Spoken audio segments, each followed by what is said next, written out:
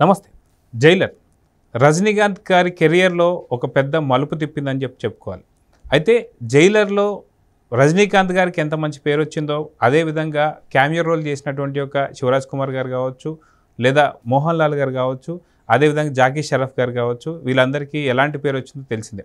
అయితే ఇప్పుడు జైలర్ 2 ఏదైతే ఉందో, జైలర్ 1 సక్సెస్ అయిన తర్వాత ఈ ప్లానింగ్ ఏదైతే జరిగిందో దీని మీద మాత్రం భారీ అంచనాలే ఉన్నాయి. అయితే ఈసారి జైలర్ 2లో ఎవరు ఉండబోతున్నారు ఏంటి అనేటువంటి ఒక ఆసక్తికర అంశంపై మనతో పాటు సీనియర్ జర్నలిస్ట్ హేమసుందర్ గారు ఉన్నారు. వారిని అడిగి తెలుసుకుందాం. సార్ నమస్తే. నమస్తే అండి. సార్, జైలర్ 1 ఏదైతే ఉందో నిజంగా చాలా తక్కువ బడ్జెట్లో వచ్చినటువంటి సినిమా నుంచి దాదాపు 700 పైచిలుకు వసూలు చేసినటువంటి సినిమా కింద మనం చెప్పుకోవచ్చు జైలర్. అయితే ఈ జైలర్ సక్సెస్ అయిన తర్వాత ఈ సక్సెస్ని చూసుకొని దీని మీద మళ్ళీ జైలర్ 2 రాబోతుంది, ఖచ్చితంగా ఇది తెరకెక్కబోతుంది, పట్టాలెక్కబోతుంది అని చెప్పేసి అంటున్నారు. మొత్తానికి ఈసారి జైలర్ 2లో ఉండేటువంటి ఒక ఆసక్తికర అంశాలు ఏంటి అంటే ఏం చెప్తారు? నెల్సన్ దిలీప్ కుమార్ ఈ సినిమా డైరెక్టర్ అండి. ఆయన కథ రెడీ చేసానని చెప్పేశాడు. అంటే కమిట్ అయిపోయారు ముందే. జైలర్ 2కి సీక్వెల్ చేద్దామనే ఆలోచన ముందే ఉంది. మరి ఈ సినిమా కథ కూడా రెడీ అవ్వాలనుకున్నారు. ఆ కథ కూడా రెడీ అయిపోయిందట. సినిమా ఓపెనింగ్ అయితే రేపు అక్టోబర్ 2వ తారీఖున జరగబోతుంది. అంటే ఎంత ఫాస్ట్గా రజనీకాంత్ సినిమాలు చేస్తున్నారంటానికి ఉదాహరణ ఇది. ఓ పక్క వేటాయన్ అయిపోయింది, డబ్బింగ్ చెప్తున్నారు. వేటాయన్లో ఉన్న ప్రత్యేకత ఏంటంటే తన పాత్ర తనే డబ్బింగ్ చెప్పుకుంటున్నారు రజనీకాంత్. అదో విశేషం.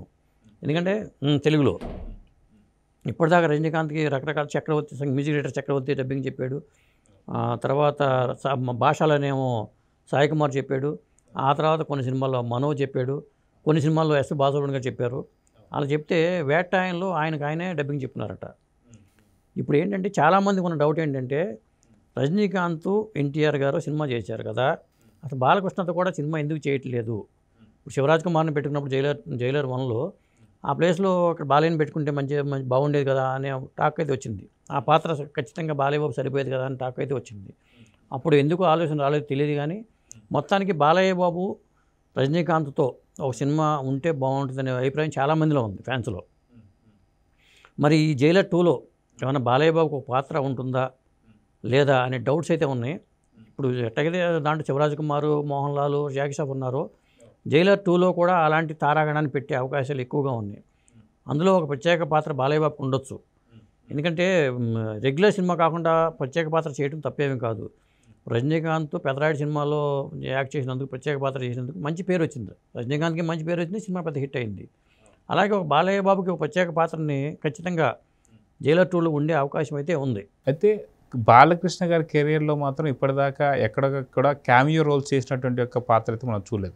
ఏదున్నా సరే ఫుల్ లెంత్ రోల్ హీరోగా చేసినటువంటి ఒక సిచ్యువేషన్స్ మనం చూసాం. కానీ చిరంజీవి గారు కావచ్చు, నాగార్జున గారు కావచ్చు, లేదంటే మనకు వెంకటేష్ కావచ్చు, వీళ్ళ ముగ్గురు కూడా ఏదో స్టైల్ అనేటువంటి ఒక లారెన్స్ గారి సినిమాలో చిరంజీవి గారు కానీ నాగార్జున గారు కానీ ఇద్దరు వచ్చిన సంగతి తెలుసు. అదేవిధంగా గోపాలలో వెంకటేష్ అండ్ పవన్ కళ్యాణ్ మనం చూసాం. కానీ ఎటువంటి కాంబినేషన్లో బాలకృష్ణ గారిని ఇప్పటిదాకా మనం చూడలేదు. అయినా సరే ఆయన క్యామియో రోల్స్ కూడా ఇప్పటిదాకా ఆయన వచ్చిన సినిమాలు ఇప్పటిదాకా ఒక్కటి కూడా లేదు. సో ఖచ్చితంగా రజనీకాంత్ గారు మూవీలో క్యామియో రోల్కి యాక్సెప్ట్ చేస్తారా బాలకృష్ణ గారు? ఎందుకంటే ఇప్పటిదాకైతే ఆయన చేసినటువంటి పాత్రలు అయితే ఆ క్యామియో రోల్స్ అయితే లేవు. దాని గురించి మాట్లాడమంటే ఏం చెప్తారు? చేసే అవకాశం ఉంది. ఎందుకంటే నందమూరి ఫ్యామిలీకిను రజనీకాంత్ గారికి ఉన్న అనుబంధం వేరు. చంద్రబాబు నాయుడు గారితో మంచి ఫ్రెండ్షిప్ ఉంది. ఎన్టీఆర్ గారు 100వ ఉత్సవాలకు వచ్చినప్పుడు సందర్భంగా మాట్లాడుతూ కూడా కొన్ని ఫైట్స్ ఇది బాలయ్య చేస్తేనే జనం యాక్సెప్ట్ చేస్తారంటూ ఆయన మాట్లాడారు. మరి అలాంటప్పుడు కలిసి నటించాల వీళ్ళు. అదే ఎన్టీ రామారావు గారితో చేసిన టైగర్ సినిమాలో ఆ మెయిన్ రోలే చేశాడు రజనీకాంత్. అది రజనీకాంత్ కెరీర్ స్టార్టింగ్ రోజులు 1979లో రిలీజ్ అయింది ఆ సినిమా. అంటే 79లో రిలీజ్ అయిందంటే 79, 78 చివరిలో కానీ 79 మొదట్లో కానీ స్టార్ట్ అయ్యి ఉండాలి. అప్పుడు రజనీకాంత్ బిహేవియర్ కొద్దిగా ఆయన మద్యానికి బానిస అయిపోయి చాలా ఇదిగా ఉండేది. ఆ టైంలో ఈ సినిమా యాక్సెప్ట్ చేసినప్పుడు టైగర్ సినిమాలో ఆయన తాగి షూటింగ్కి వచ్చేవాడట. చాలామంది మీద ఊరికి కోప్పడేవాడట. అందుకని చెప్పేసి ఒక దశలో డైరెక్టర్ వాళ్ళు మార్చేద్దామండి, తీసేద్దాం రజనీకాంత్ని అని చెప్పి అన్నప్పుడు ఎన్టీ రామారావు ఒప్పుకోలేదట. అతని కెరీర్ ఏమవుతుంది, అట్లా కాదు, కంపల్సరీగా అతన్ని కొనసాగించండి, అలవాటు ఉన్నంత మాత్రాన మనం తీయాల్సిన అవసరం లేదు, మంచి ఫ్యూచర్ ఉందని చెప్పి ఎన్టీఆర్ గారు అన్నారట. ఆ తర్వాత కంటిన్యూ అయింది. ఒక్క సినిమానే చేశారు వాళ్ళిద్దరు కలిపి. ఎట్లాగో రజనీకాంత్ ఎన్టీఆర్ గారి సినిమా ఉంది కాబట్టి బాలయ్య బాబుతో కూడా ఒక సినిమా ఉంటే ఖచ్చితంగా ఆ లోటు భర్తీ అవుతుంది. అందువల్ల క్యామియో రోల్ అయినా బాలయ్య బాబు యాక్సెప్ట్ చేసే అవకాశాలు ఎక్కువగా ఉన్నాయి. మొన్న జరిగిన 50 సంవత్సరాల ఉత్సవానికి కూడా రజనీకాంత్ గారు ట్వీట్ చేశారు. రాలేకపోయాడు కానీ బాలయ్య బాబు అంటే ప్రత్యేకమైన అభిమానం ఉంది. కంపల్సరిగా జైలర్ 2లో బాలయ్య బాబు కంటూ ఒక పాత్ర ఉండే అవకాశం లేకపోలేదు. అయితే ఇందాక మనం చేసినటువంటి మరొక డిస్కషన్లో ఏదైతే ఉందో మోక్షజ్ఞ ఎంట్రీ గురించి, దాంట్లో బాలకృష్ణ గారు చెప్పినటువంటి ఒక పాయింట్ ఒకటి ఉంది. ఏంటి అంటే హీరో అన్న తర్వాత ఖచ్చితంగా ఏదో ఒక స్క్రీన్ పైన కనిపిస్తుండాలి, అప్పుడే తెలుగు ఇండస్ట్రీ కావచ్చు లేదంటే సినీ ఇండస్ట్రీ కావచ్చు కలకల్లాడుతుంది. సో ఆయన చాలా లేట్గా రికగ్నైజ్ అయ్యారా, లేదా ఇప్పుడు అవన్నీ చూసే ఖచ్చితంగా కెమెరా రోల్స్ అయినా సరే పర్లేదు అని చెప్పేసి అనుకుంటున్నారా అంటే ఏమంటారు? కంపల్సరీగా చేయాల్సిందేనండి. అది ప్రత్యేక పాత్ర క్యామియో రోల్స్ అయినా కానీ చేస్తేనే ఎక్కువ సినిమాలు కౌంట్ అవుతాయి, సినిమాకి హైప్ వస్తుంది. ఒక విధంగా ఆ ప్రత్యేక పాత్రలకు చాలా గుర్తింపు వస్తుంది. ఎప్పుడైనా సరే కొన్ని సినిమాల్లో ప్రత్యేక పాత్రలకు చాలా పేరు వచ్చిన సందర్భాలు చాలా ఉన్నాయి. ఇప్పుడు మన పెదరాయుళ్ళు రజనీకాంత్ పాత్రకి ఎంత పేరు వచ్చిందో మనకు తెలుసు. ఇలాంటి ప్రత్యేక పాత్రల్లో పోషించిన నటులందరికీ మంచి పేర్లు వచ్చినాయి. చిన్న గిరిబాబుతో సహా ఈ ప్రత్యేక పాత్ర పోషించి ఎరగదీసిన సందర్భాలు ఉన్నాయి. కాబట్టి అలా చేయటం అనేది మంచి ఆలోచన. ఇప్పుడు మన మోహన్ లాల్ కానీ, శివరాజ్ కుమార్ కానీ, జాకీ ష్రాఫ్ కానీ మన కెపాసిటీ ఏంటి, మనం ఈ చిన్న పాత్ర ఎందుకు చేయాలి అనుకుంటే జైలర్ వచ్చేది కాదు. కాబట్టి ఆ పాత్రకి అంత గుర్తింపు వచ్చింది. శివరాజ్ కుమార్కి మంచి పేరు వచ్చింది. కాకపోతే కన్నడంలో శివరాజ్ కుమార్ ఉండి తెలుగులో బాలయ్య బాబు ఉంటే మంచి ఇదే అయ్యేది. అది ఇంకా పెద్ద హిట్ అయ్యేది తెలుగు పరంగా చూసుకుంటే, వసూళ్ళ పరంగా చూసుకుంటే. కాబట్టి ఇప్పుడు ఎక్కువ మంది హీరోలతో సినిమాలు వస్తున్నాయి. ఫ్యూచర్ అంతా అలాగే ఉండే అవకాశం ఉంది. కాబట్టి అది ప్రత్యేక పాత్రలైన తక్కువ రోజులు ఉండే పాత్ర అయినా చేసుకోవడం అనేది ఒక మంచి సంప్రదాయం. నాగార్జున ఎట్లాగో సినిమాలో మరి నెగిటివ్ షేడ్ ఉన్న పాత్రే పోషించాలంటున్నారు కూలీలో. నాగార్జున కూడా అలోటు భర్తీ అవుతుంది. రజనీకాంత్ సినిమాలో నాగార్జున భర్తీ అవుతున్నప్పుడు మరి ఇంకో రజనీకాంత్ సినిమాలో బాలయ్య బాబు కూడా ఉంటే ఖచ్చితంగా అది ఒక బాలయ్య బాబు కూడా మంచిది. ఆ రజనీకాంత్ సినిమా ఒక లోటు కూడా భర్తీ అవుతుంది. బాలయ్య బాబు ఎన్టీఆర్ రజనీకాంత్ చేశారు కాబట్టి బాలయ్య బాబు రజనీకాంత్ ఓ సినిమా ఉంటే ఆ లోటు భర్తీ అయినట్లే. అయితే బాలకృష్ణ గారు చూసుకుంటే ఇందాక చెప్పినటువంటి పాయింట్లో ఖచ్చితంగా ఏదో ఒక స్క్రీన్ పైన జనాల మధ్యలో ఉండాలి అని చెప్పేసి అంటున్న పాయింట్ ఏదైతే ఉందో, అందువల్లైనా అన్స్టాపబుల్ కావచ్చు లేదంటే మనకు మిగతా ప్రతి ఒక్క చోట కూడా బాలకృష్ణ గారి యొక్క హవా నడుస్తుంది అంటే ఏమంటారు? 100%.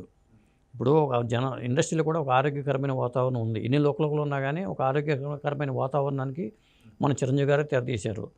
ఈ అన్స్టాపబుల్ షో చేయడం వల్ల కూడా బాలయ్య బాబుతో వేరే వాళ్ళతో కెమిస్ట్రీ వర్కౌట్ అవుతుంది.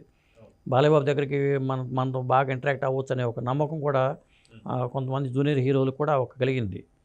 రేపొద్దున మోక్షజ్ఞ సినిమా చేసినా ఒక క్యామియో రోల్స్ ఉండే అవకాశం లేకపోలేదు. అది బాలయ్య బాబే కావచ్చు, వేరే హీరోలు కావచ్చు, కంపల్సరీగా చేస్తారు.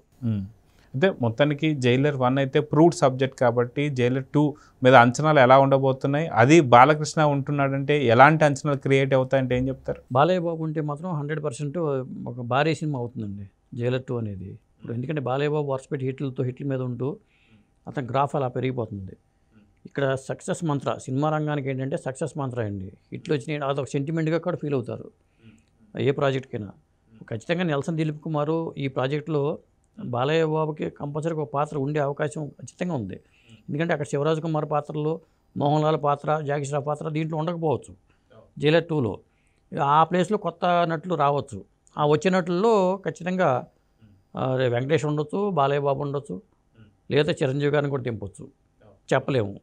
సో మొత్తానికి మొన్న వేదిక మీద ఏదైతే చిరంజీవి గారు చెప్పారో ఖచ్చితంగా బాలయ్య చిరంజీవి మా ఇద్దరు కాంబినేషన్ ఖచ్చితంగా రావాలి అని చెప్పి కోరుకుంటున్న సందర్భంలో జైలర్ 2 కూడా ఒక వేదిక కాబోతుందా అంటే ఏమంటారు? 100%. అసలు జైలర్ 2లో రజనీకాంత్ చిరంజీవి యాక్ట్ చేశారు గతంలో.